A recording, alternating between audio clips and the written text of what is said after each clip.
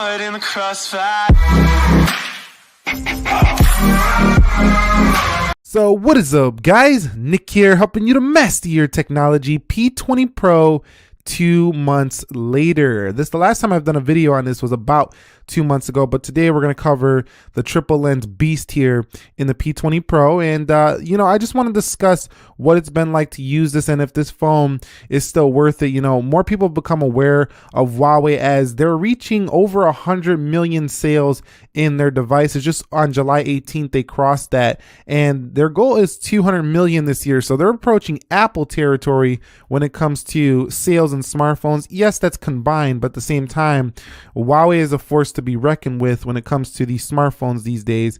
And this one, the only reason I'm covering is because it's been really a great experience. Let's begin with the body and the build. Now, my experience with the body and the build of this phone, by the way, if you're wondering, this is just a naked wrap skin I put around like as a bumper, and then I put one over the camera lens because I scratched that thing up a little bit by dropping it. So the Huawei P20 Pro to me has been an ergonomic dream so far.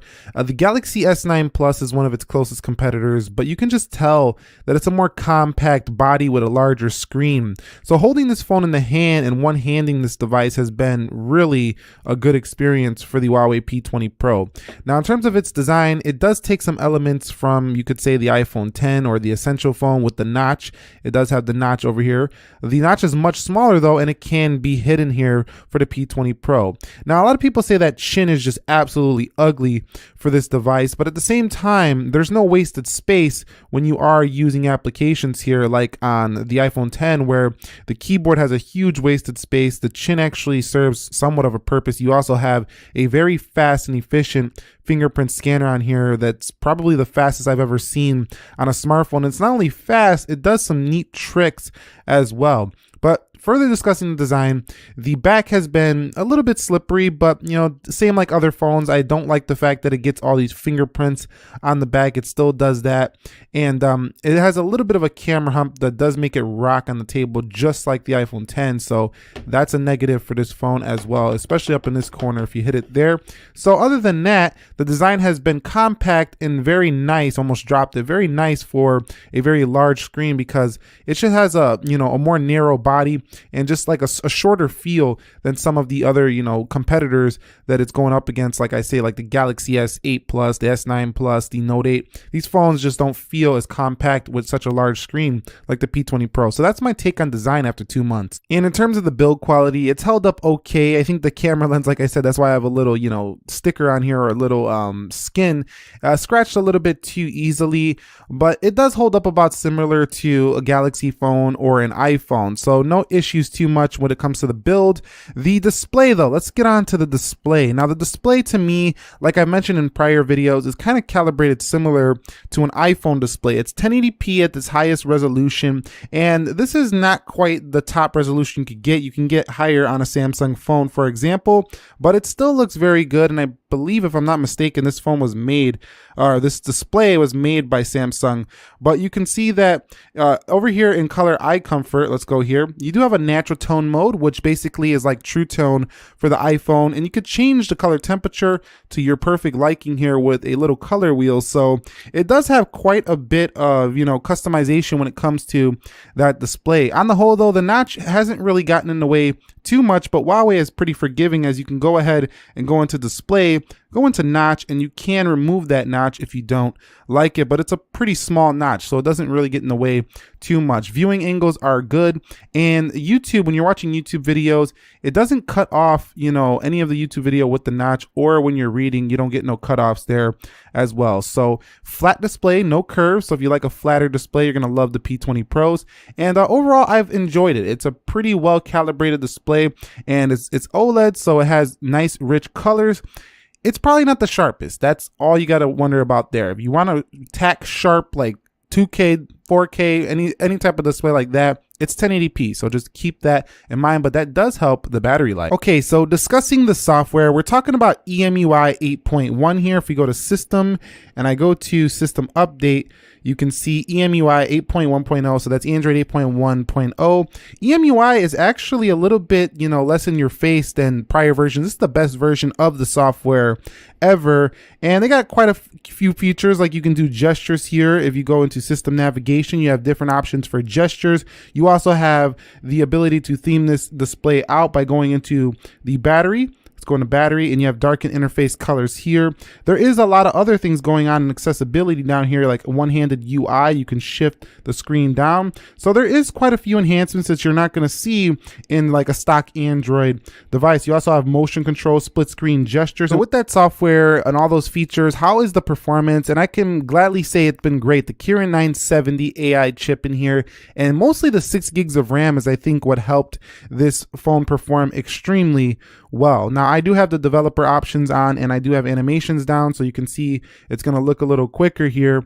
But on the whole, this phone pretty much flies through everything you can do. It's a proper flagship when it comes to speed. Now, I know they didn't come with like a later, newer processor, but Huawei's processor release cycle is not the same as a Snapdragon or Apple's. So you should be seeing a new processor for Huawei on their next flagship phone, other than the P20 Pro. Maybe the Mate 20 Pro will get this new processor, but this one still runs fantastic. And I think the addition of 6 gigs of RAM is what helped it to continue to have pretty good performance. The lag, there is really no lag. The only thing I've seen a couple times is the phone kind of just spazzed out for a minute or two on a few apps, but other than that, it's been great. And it has been getting a few security updates, and Huawei's been pushing out some software updates rather quickly for this phone. Not major ones, but I've been seeing updates coming at least 2 or 3 times, and I've only had the phone a couple months. So signs are looking good for Huawei supporting this phone, but we'll see how it goes in the longer term. Okay, so after 2 months, what are my thoughts on the P20 Pro's triple camera setup? Well, let's get into the camera and take a quick photo of maybe the iPhone 10 here. Number one, this phone has very fast focus and very fast shutter speed. So you're not gonna miss any moments on the P20 Pro. That's a guarantee. Also, you're not gonna miss any low light shots because the night mode over here on the P20 Pro is phenomenal. It can really pull in the details when it's really dark out. So if you're really into low light photography, you're gonna love the P20 Pro. Now, also you do have portrait mode and video mode here, and you have more modes over here, tons of modes. Not all of them work fantastic. For example, the video doesn't work great on this phone due to no OIS in 4K, but 1080p video looks stellar. We do have panoramic modes, monochrome. Monochrome is this third sensor here, and I don't think this sensor is necessary. I feel like they should have put a wide angle. That didn't focus. I think we should have put a wide angle on the P20 Pro instead of a monochrome, but hey, it does the trick. If you're into B&W black and white photos, it'll do the trick there. But going over here, you can see you do have 3D panorama, document scan, good food, and a lot of these modes just make this camera really versatile in the day-to-day. And the front-facing camera has a 24 megapixel sensor, and to me, it's just a little too soft. It kind of makes your face look like you're always on beauty mode with the P20 Pro here. But I'm not going to talk too much more about it. The hybrid zoom has been fantastic as well, going up to 5x.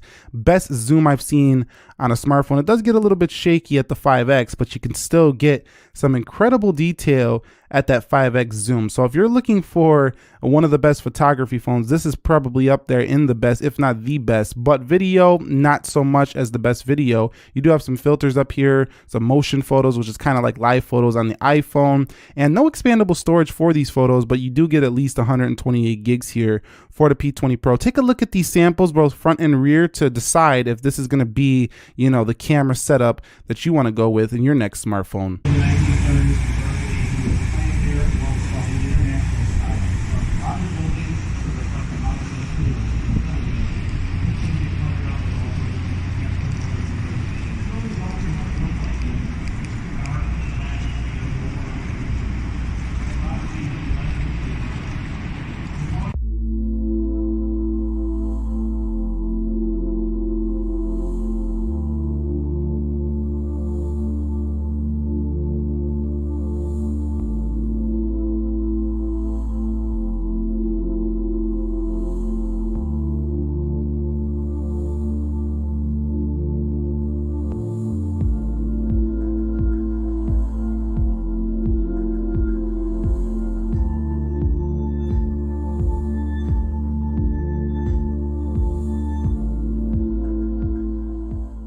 So talking about battery really quickly, 4,000 milliamp hour battery, the same size is coming in the Note 9, but the Huawei P20 Pro has been fantastic on battery. There's not much to talk about here because it just works. You get through about 2 days if you're a light to moderate user.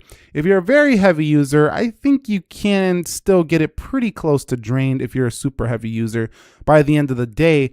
But you're never going to be like the phone shutting off on you. That just is not going to happen on the P20 Pro. So it is a champ in the battery department. You also have power saving modes, ultra power saving modes. You could drop that screen resolution to get even better battery life on this device. And the supercharger that charges through this USB-C port is the fastest I've seen on any smartphone. So if you're looking for very fast charging, supercharger on the Huawei devices is incredible. So keep that in mind. That's my take on the battery life. You can see it only dropped like a measly 3% throughout this entire video.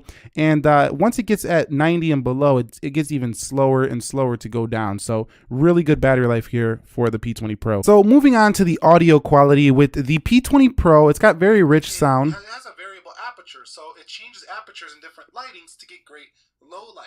6 gigs of RAM and an Exynos. If we go ahead and go down into the notifications tray, you can see that we also have Dolby Atmos on this phone to make it even louder.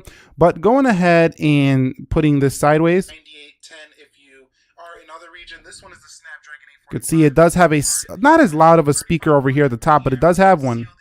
So pretty sizable battery here. So those are the keys. So the one at the bottom is definitely more powerful and potent, but you're really going to enjoy listening to podcasts, videos, and music through these external speakers. They get loud, but they don't distort or get tinny. So good audio experience here for the P20 Pro. Okay, guys, so we've arrived at the final conclusion of this video. After 2 months, the Huawei P20 Pro, it's been like an iPhone 10 like Android experience, but you get the flexibility that Android has to offer with theming, changing, you know, more options out on this phone.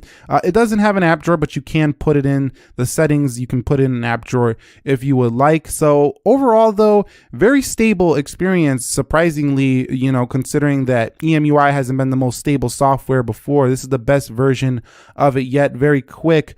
It's not the cleanest software, definitely not my favorite when it comes to just its overall looks, but the other things it offers are just incredible, like the amazing cameras on the rear. The compact form factor, the ergonomics of this phone is what really has sold me on this device, and the fact that it has a very fast face unlock and fingerprint scanner are nice additions to this phone. I don't like the fact that it rocks on the table. I don't like the fact that it gets, you know, fingerprints all over the place, and I don't think it has the best design. I think that the chin could go away and make this an all-screen phone. That would be an even better design. And this Huawei logo right here didn't have to be there in my opinion, but it's there. But other than that, it's definitely giving Apple and Samsung a run for their money for one of the best flagships. It is very unique. It just feels different from using your typical Apple, Samsung, and Google experience. So if you're tired of those type of devices or you use those and you want something different, but you want something that's at that level, if not better in multiple areas, the P20 Pro will suffice. And that's my experience 2 months later with the P20 Pro. Not a perfect phone, but a really good offering from Huawei this year, and definitely a true flagship. So if you have any questions, comments, concerns, be sure to drop them down below related to the P20 Pro. I will try to get back to as many as possible, and if I don't, many in the community will. If you found this video helpful, entertaining, enjoyable, click that like button for me, and if you're new here, consider subscribing for more. Nick here, helping you to master your technology. Thank you very much for watching. Be sure to be well, and peace.